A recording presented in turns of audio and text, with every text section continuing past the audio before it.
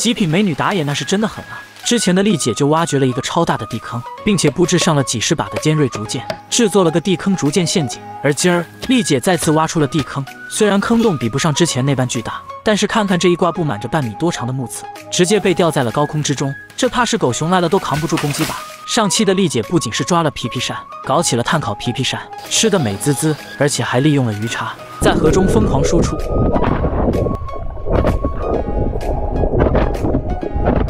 最终轻轻松松地收获到了2条超大的鲶鱼。不过要说最为疯狂的，那必须属于将野猪追得跳入河中，同时还穷追不舍地跳进河中继续追捕野猪。野猪也是做梦都没想到，身后的女人竟是如此的勇猛，落水后那是直接抓住了她的脚，最终还是难逃被捕的命。拿捏住野猪后，丽姐可以说是无比的开心，将其拿上岸绑扎好之后，便扛在了肩膀之上，向着庇护所返回。最终丽姐是有惊无险地将野猪给带回到了庇护所。这般大小的野猪还算是小家伙，丽姐可是不打算杀了吃肉，而是准备和其他3头野猪驯养起来。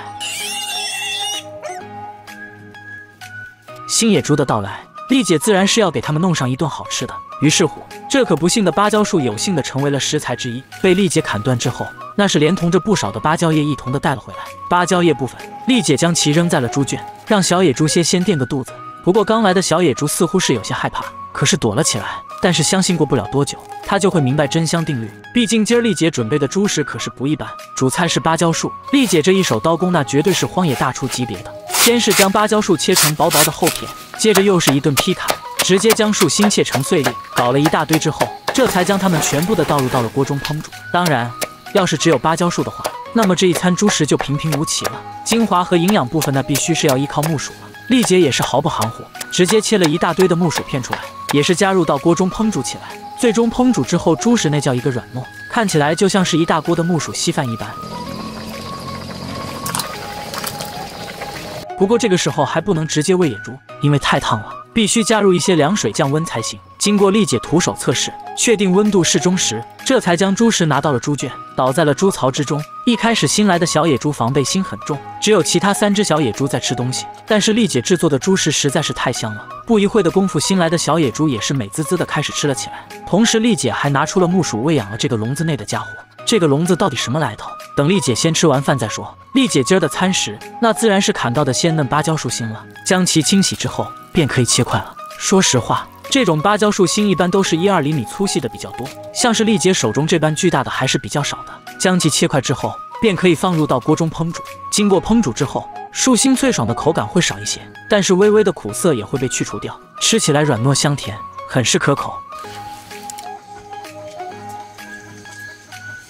至于丽姐的那个笼子，这件事还得从建设完小猪圈的那几天说起。当时丽姐来到了山上搜寻食物，发现有野物活动痕迹的她，那是搞了一些木棍和石块，在山上布置起了石块陷阱，看看能不能抓到一些山鼠。同时丽姐还意外地发现了一只山鸡的身影，不过没有带来弓箭的她，想要在密林之中徒手抓住山鸡，那基本上是痴人说梦。因此丽姐先是退回到了庇护所，将寻找到的野果作为简易的晚餐，简简单单的填饱了肚子。随后便开始制作打野神器，一根长木棍搭配上一个绳套。丽姐这是要准备夜间上山捕捉野鸡的节奏，因为在夜间，像是野鸡和鸟这一类的生物，视力一般都很差，抓起来就容易得多了。果不其然，在丽姐的一番搜寻之下，这只山鸡那是直接在树上休息，而丽姐则是拿上了套杆，慢慢的靠近山鸡之后，最终一击得手，直接勒住了山鸡，一套连招可谓是行云流水，轻轻松松的便将其拿了下来。关键是个头还不小的样子。当然，虽然丽姐白天只是发现了一只山鸡，但是来都来了，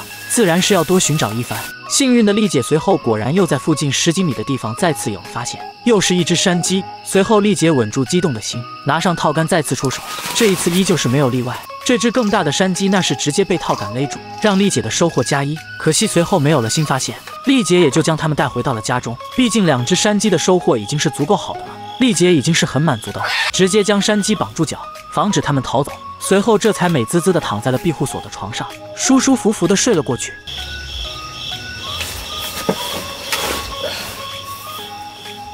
待到次日一大早的时间，丽姐便开始对着竹子切割了起来，因为她打算将山鸡给养起来，自然就需要制作一个鸡圈了。鸡圈的制作看似简单，实则还是有一些技术的，比如说这几根支撑柱，顶部砍出凹槽来，便能够很简单的将横梁放置上去，随后再在上面铺设上一层层的竹条作为底板。至于鸡圈的墙面部分，丽姐则是采取了直接编织竹墙的处理方式，这样的话来得高效快捷，只需先将竹墙编织好，再放上去安装在一起，绑扎牢固即可。处理起来可是要比直接在立面之上编织快得多。同时机圈的前端墙面，丽姐还特别的预留了一个进口，方便将山鸡拿进拿出，也是为实时的洞口。当然最后还需要搞上一个顶棚才行，能够起到遮风挡雨的作用。制作也简单，对半开的竹子上下错层铺设便是一个极好的屋面了。制作好鸡圈之后，丽姐可是快速的将山鸡给拿了过来，再将它们放到了鸡圈之中。最终2只鸡可是美滋滋的实现了住上新房的梦想啊！要不是考虑到1公和1母2只鸡在一起，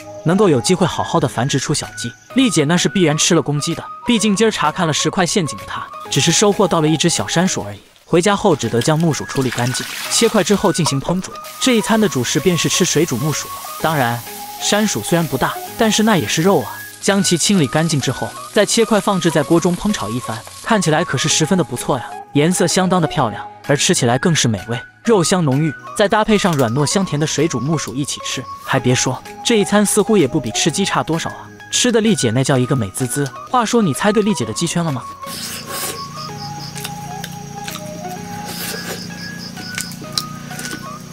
在山上待了一段时间的丽姐，中途下去了一次，不过不是补充粮食，而是带来了狗子作为陪伴。今儿的她那是带上了狗子，一起在山间搜寻起了猎物来。找了1个多小时后，丽姐可算是在山林之中发现了野物活动的痕迹。看着地面的植被被啃咬的情况，以及泥土被拱起来的模样，丽姐可是开心的很，因为这绝对是野猪的杰作。不过目前已经养了4只野猪的情况下，丽姐暂时还不打算抓活的野猪了，而是准备搞点肉吃才行。于是乎，丽姐在周围砍了1根木棍，并且将其削尖了脑袋，选了一处合适的位置后，便开始又一次的干起了挖掘地坑的活计。之前的大地坑逐渐陷阱一直没有动静，也不知道是不是因为进过蛇的原因，野猪能够闻到对方的气味。说到野猪和蛇，其实还有个传说，据说野猪会吃毒蛇，将其吃进猪肚之中时，毒蛇还会咬野猪的猪肚，猪肚能够愈合，到那时会留下一个肉丁，所以据说野猪猪肚内的肉丁越多，其价值就越高。这一次丽姐挖掘的泥土情况可是要比大地坑好不少，毕竟里面都是泥土，基本上没有石块，挖掘的速度也是快了不少。不过这个地坑不仅是面积没有之前的大地坑大，而且深度也是没有那个地坑深。经过丽姐的不断挖掘之后，最终这个地坑的深度也就在1米左右的样子。这样的深度，即便是30-40斤的小野猪都能逃得出去。丽姐必然还会有后招来处理的。只见丽姐先是在周围砍伐了大量的木棍，这些木棍可是用来制作攻击端的装置的。丽姐这次的目标是吃肉，那么攻击端的武器必须锋利才行，毕竟野猪的防御可是很强的。因此将木棍砍成需要的长短之后，接下来的重点工作便是将木棍砍成长长的木刺或者说木剑。这些木剑光是尖端的长度怕是就得有个17-8厘米的长度，只要击打的力道足够大，即便是100斤之重的野猪那也是扛不住的。最终经过1个小时的折腾，丽姐可是制作了一大堆的木刺以及不少的粗木棍。粗木棍部分，丽姐将其狠狠地插入到了地面，4根带有树杈的木棍作为立柱，再用4根木棍直接搭设在树杈之上，并且采用树藤进行绑扎。想要将木剑绑扎在框架上，那么中间位置自然是要增设木棍作为支撑点的。丽姐一连着就在中间增设了2组木棍，完事后便可以将木剑绑扎上去了。由于顶部的木棍是单排的木棍，因此木剑的绑扎需要将就一些技巧。丽姐采用的是上端倾斜着绑扎一组2根木棍的端部，下端将交叉的木剑中部绑扎在一起，这样的话才能让木棍有着极强的牢靠性，否则万一扎中野猪的时候，木棍松动了，那可就得不偿失了。不过这样的绑扎虽然牢固，但是却是个需要耐心和精力的活计，前前后后的，丽姐足足的花费了接近1个小时的时间，才算是将几十根木剑给彻底的绑扎完毕。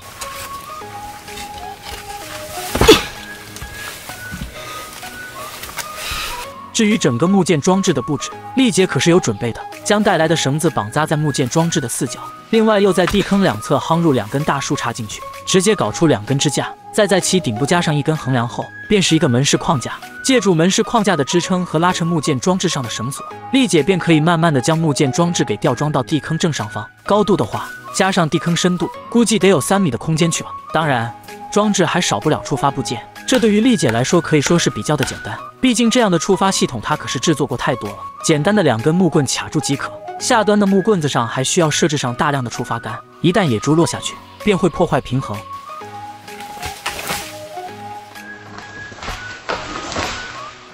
经过一番测试之后，丽姐的触发装置可以说是十分的不错，没有问题后，自然是要好好的恢复一番装置才行。随后丽姐还在地坑上铺设了大量的树叶作为伪装，这样的话，一旦野猪踩到地坑，便会触发装置，落下去的它短时间无法逃走，只得被木剑精准打击了。至于什么时候野猪会到来，这可不是丽姐能够决定的，后面的一切都交给了时间了，也期待着丽姐能够实现大丰收。